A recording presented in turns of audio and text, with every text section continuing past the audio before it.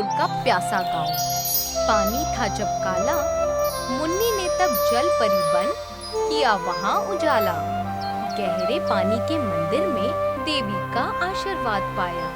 नीलम पत्थर ढक्कन से उसने आजाद कराया।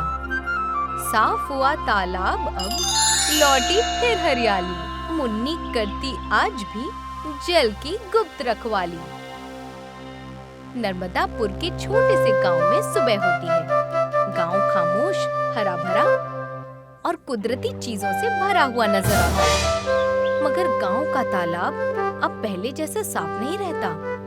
उसका पानी गंदा और काला लगता है। शंभू नदी के किनारे अपनी मछली पकड़ने वाली जाल लेकर बैठा होता है। वो जाल को पानी से बाहर खींचता है, मगर उसमें मछलियों की जगह काला और चिपचिपा पदार्थ लगा होता है। ये क्या हो रहा है? तालाब का पानी दिन पर दिन काला पड़ता जा रहा है। एक भी मछली नहीं बची। अगर ऐसा रहा तो हम खाएंगे क्या? तभी बिरजू वहाँ एक खाली बाल्टी लेकर आता है। वो पानी की तरफ देखता है और गहरी सांस छोड़ देता है। खेतों की हालत तो और भी बुरी है शंभू। इस पानी को फसल में डालते ही पौधे मुरझा जाते हैं। ऐसा लगता है जैसे पानी के अंदर कोई जहर मिल गया है।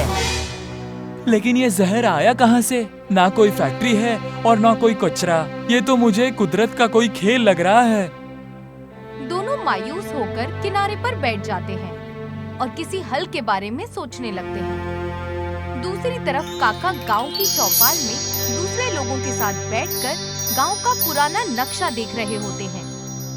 तभी वहाँ एक लड़की दूर के कुएं से घड़े में पानी भरकर ले आती है। ये है हमारी मुन्नी। इस गांव की गोल्ड मेडलिस्ट स्विमर। इनकी कद जितनी छोटी है, ख्वाबों की उड़ान उतनी ही लंबी। मुन्नी देखती है कि गांव के लोग तालाब का पानी गंदा होने की वजह से परेशान हैं। तभी वो उनके पास जाती है और काका, क्या हम कुछ कर नहीं सकते? तालाब हमारे गांव की जान है। अगर वो मर गया तो हमारा गांव भी नहीं बचेगा। काका ऊपर देखते हैं। वो नक्शे में तालाब के बीच वाले हिस्से की ओर इशारा करते हैं। मुन्नी, मुसीबत पानी के ऊपर नहीं, पानी के सबसे गहरे हिस्से में है। पुरखों की कहानी में सुना था कि तालाब के नीचे एक नीलम पत्थर है जो पानी को साफ रखता है। लगता है उस पर कोई काई या काली मिट्टी जम गई है। तो हम जाकर उसे साफ क्यों नहीं कर देते? गहराई बहुत ज्यादा है मुन्नी। कोई भी इंसान इतनी देर तक अपनी सांस नहीं रोक सकता। वहाँ तक पहुँचना मुश्किल है। चौपाल में बैठे सभी लोग ये सुनकर परेशान हो जाते हैं और सामने ही गांव का तालाब धीरे धीरे गंदा होता नजर आ रहा होता है। उसी शाम मुन्नी अकेले तालाब के किनारे बैठी होती है। वो तालाब को बचाना चाहती है, मगर उसे समझ नहीं आता कि वो क्या करे। उसे पानी से एक अजीब सा जुड़ाव महसूस होता है। वो अपने पाँव पानी में डालती है। पानी में हल्का कंपन सा महसूस होता है, जैसे वो मदद के लिए पुकार रहा हो। मुन्नी अपनी आंखें बंद करती है और धीरे से तालाब से बात करने लगती है। काश मैं तुम्हारी मदद कर पाती। मुझ में वो ताकत होती कि मैं गहराई में जाकर को देख पाती। मेरे गांव वाले बहुत मायूस हैं।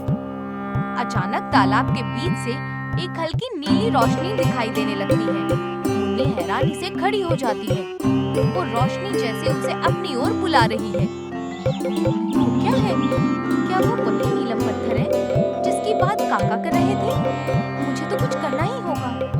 मुन्नी उस चमकती रोशनी की तरफ अपने हाथ बढ़ाती है। अचानक अगले ही पल वो रोशनी उसे अपने अंदर खींच लेती है। मुन्नी अचानक खुद को पानी के अंदर बने एक पुराने मंदिर में पाती है। मंदिर चारों तरफ से खुला होता है, मगर फिर भी उसके अंदर पानी नहीं आता। वो सामने देखती है और पानी के देवी की मूर्ति को मिट्टी और गंदगी से ढका हुआ पाती है। मुन्नी आगे बढ़ती है और अपने हाथों से मूर्ति को साफ करने लगती है। इसके बाद वो घुटनों के बल बैठ जाती है और सच्चे मन से दुआ मांगने लगती है। हे जल देवी, मुझे ताकत दो। मैं अपने लिए कुछ नहीं मांगती, बस मेरे गांव का पानी बचा लो। चाहे कोई भी कीमत चुकानी पड़ जाए। तभी सामने मूर्ति की तरफ से एक धीमी आवाज गूंजती है। तुम्हारी नीयत साफ है, मगर पानी का रक्षक बनने के लिए तुम्हें अपनी इंसानियत का एक हिस्सा छोड़ना होगा। क्या तुम तैयार हो? हाँ देवी, अगर मेरे गांव वाले खुश रह सकते हैं तो मैं तैयार हूँ। तालाब का पानी उठकर मुन्नी के चारों ओर घूमने लगता है। धीरे धीरे वो हवा में ऊपर उठने लगती है। उसके पैरों से तेज रोशनी निकलती है। दोनों पैर आपस में जुड़ जाते हैं और एक बड़ी मछली जैसी पूंछ बन जाती है। उसकी त्वचा चमकदार शक्लों में तब्दील हो जाती है। मुन्नी खुद को हल्का और ताकतवर महसूस करने लगती है। ये तो चमत्कार है। मैं ताकतवर महसूस कर रही हूँ। अब मैं गहराई में जा सकती हूँ। वो बगैर आवाज के सीधे गहराई में चली जाती है। अगली सुबह शंभू और बिरजू शंभू की कमर पर एक लंबी रस्सी बांधते हैं। काका परेशानी भरे चेहरे के साथ ये सब देख रहे होते हैं। शंभू गहरी सांस लेता है और गंदे पानी में छलांग लगा देता है। सतर्क रहना शंभू, नीचे बहुत अंधेरा होगा। शंभू पूरी कोशिश करता है कि वो पानी के अंदर गहराई तक जा सके, मगर वो अपनी सांसों को ज्यादा देर तक संभाल नहीं पाता। कुछ वक्त बाद वो खांसते हुए वापस किनारे पर आ जाता है। उसके शरीर पर काला और चिपचिपा दाग लगा होता है। नहीं, बहुत गहरा है। पानी इतना गाढ़ा है कि हाथ पैर चलाना भी मुश्किल है। हम वहाँ तक कभी नहीं पहुँच पाएंगे। तो क्या अब सब खत्म हो गया? क्या हमारा कस्बा प्यासा मर जाएगा? ये देखकर सभी लोग मायूस और परेशान हो जाते हैं। दूसरी तरफ मुन्नी जैसे जैसे वो गहराई में जाती है, उसे सबसे नीचे नीलम पत्थर नजर आता है। वो भारी धातु के ढक्कन से ढका होता है। तो ये है असली परेशानी। इस ढक्कन ने पत्थर की ताकत को रोक दिया है और गंदगी को जमा कर दिया है। वो भारी ढक्कन के किनारे को पकड़ लेती है और अपनी सारी ताकत लगा देती है। ढक्कन कीचड़ में गहरे से फंसा हुआ होता है। मुन्नी कोशिश करती है। उसकी पूंछ की हलचल से एक बड़ा भंवर बन जाता है। पानी के ऊपर एक विशाल भंवर नजर आने लगता है। ये क्या हो रहा है? क्या तालाब में एकदम तूफान आ गया है? देखो, नीचे से रोशनी आ रही है। पानी के नीचे मुन्नी अपनी आखिरी ताकत लगाकर ढक्कन को हिलाने की कोशिश करती है। अचानक ढक्कन उठकर अलग हो जाता है और नीलम पत्थर तेज नीली रोशनी से चमकने लगता है। पत्थर से शुद्ध ऊर्जा का विस्फोट होता है। वो काला कीचड़ तुरंत घुलकर पानी को साफ नीले रंग में तब्दील कर देता है।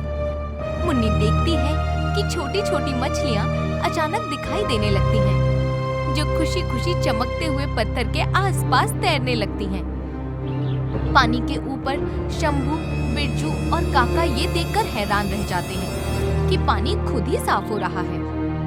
कुछ ही वक्त में वो वापस एक साफ नीले रंग में बदल जाता है। तीनों खुशी से मुस्कुराते हुए उस पल का जश्न मनाते हैं और देखते हैं कि मछलियाँ वापस पानी के सतह पर आ रही हैं।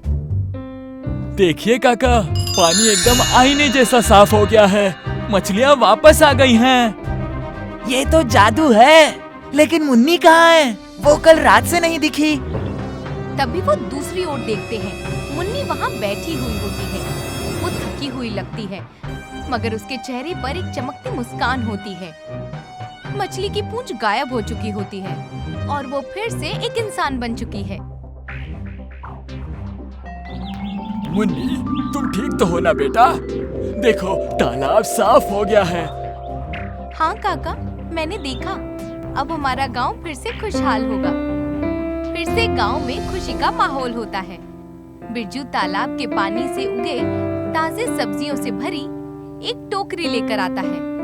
मुन्नी दरख्त के पास खड़ी होती है। उसे पता है कि अब वो पानी की गुप्त रक्षक बन चुकी है। काका मुन्नी के पास आते हैं। पता नहीं क्यों मुन्नी, लेकिन मुझे लगता है कि सफाई के पीछे तुम्हारा ही हाथ है। काका, जब हम निस्वार्थ भाव से कुछ चाहते हैं तो पूरी कुदरत हमारी मदद करती है। बस हमें अब इस पानी का ख्याल रखना होगा। काका प्यार से उसके सर पर हाथ फेरते हैं। पानी हमेशा ताजा और पीने लायक बना रहता है। हमारी कहानी यहीं खत्म होती है।